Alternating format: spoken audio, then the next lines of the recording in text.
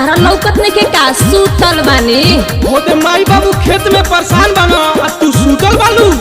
होदे दादा हमरे पर लाल पियर होत न तू अबहिले टंगरी पसार के सूतल बालू। उठा उठा चल आदा खेत में। तो का चाहता तार रोपिया करी तार रोपिया करे आयल बनी।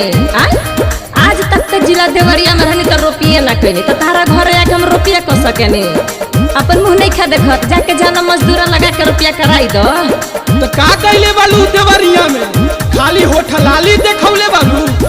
होदे चला खेते में चला रोपिया करे के बा। हम कबो कैले ना बानी और तारा घर हुआ के खेत रुपए ना जा। बात कान खोल कर सुन लो समझ लो।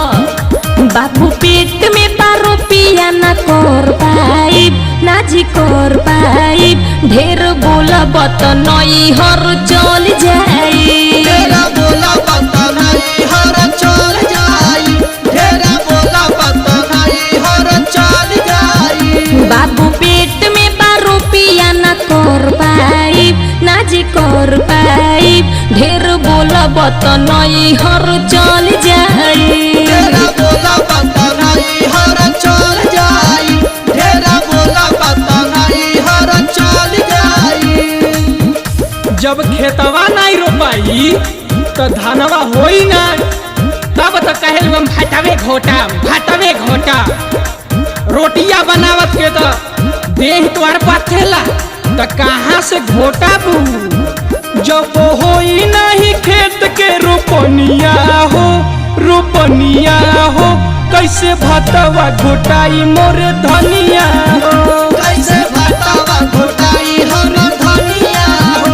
कैसे भातवा घोटाई मोर धनिया हो। जब होई नहीं खेत के रोपनिया हो कैसे भातवा घोटाई मोर धनिया हो। कैसे भातवा घोटाई मोर धनिया हो। कैसे भातवा घोटाई मोर धनिया हो।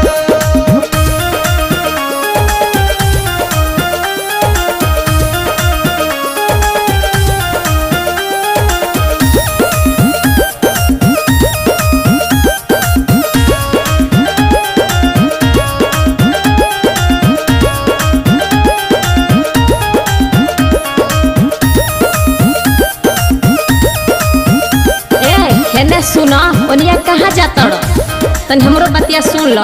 जब से तारा घर में आईनी तब से तो कोनो सुख मिलल ना। इतनी घड़ी कहता कि खेत रोपाई करे के बा। हम कबो कैले ना बानी और तारा घर हुआ के खेत रोपे ना जा। बात कान खोल कर सुन लो समझ लो। खेतावा में काम हमसे नहीं होई पाई। नहीं होई पाई हो नहीं होई पाई। नहीं होई पाई हो नहीं होई पाई। रोपा बिनी हुर के त कमर दुखाई। कमर दुखाई हो कमर दुखाई। कमर दुखाई हो कमर दुखाई। खेतावा में काम हमसे नहीं होई पाई। रोपा बिनी हुर के त कमर दुखाई। भले खाइब ना उपासे हम रह जाइब। भले खाइब ना उपासे हम रह जाइब। हाँ रह जाइब। ढेर बोलब तो नई हर चल जाई। ढेरा बोला बत नई हर चल जाई। ढेरा बोला बत नई हर चल जाई।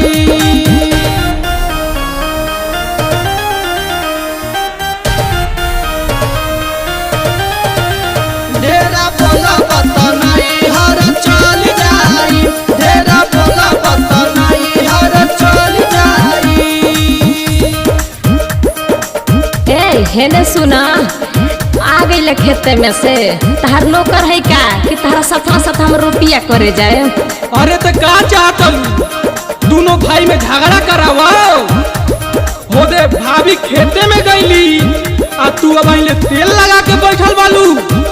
चला खेते में चला नहीं तो अलगा कर का। तुहरे चलते होत रहे घर में लड़ाई। घर में लड़ाई हो घर में लड़ाई। घर में लड़ाई हो घर में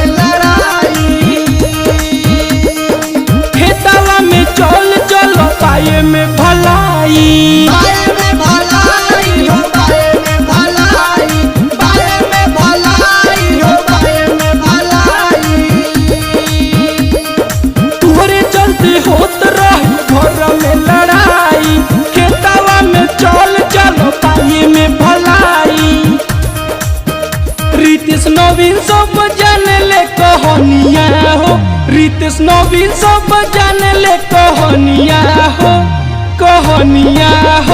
अविनाश के बढ़ौलू परेशानिया हो ढेरा बोला बतानाई हर चल जाई अविनाश के बढ़ौलू परेशानिया हो। हे ना सुनो कहतार तोहरे चलते होत रहे लड़ाई तनी कम बोला। सौ चूहा खा के बिलार भर जान तड़नु का होला। अपना घर का दोषी थोड़ा बनैब हमारे का जने से मर्जी ओने से कहब सब हर बात बुझतनी जा जौन बुझाई जौन कर ली है लेकिन हम तारा खेते में रुपया करे ना जा।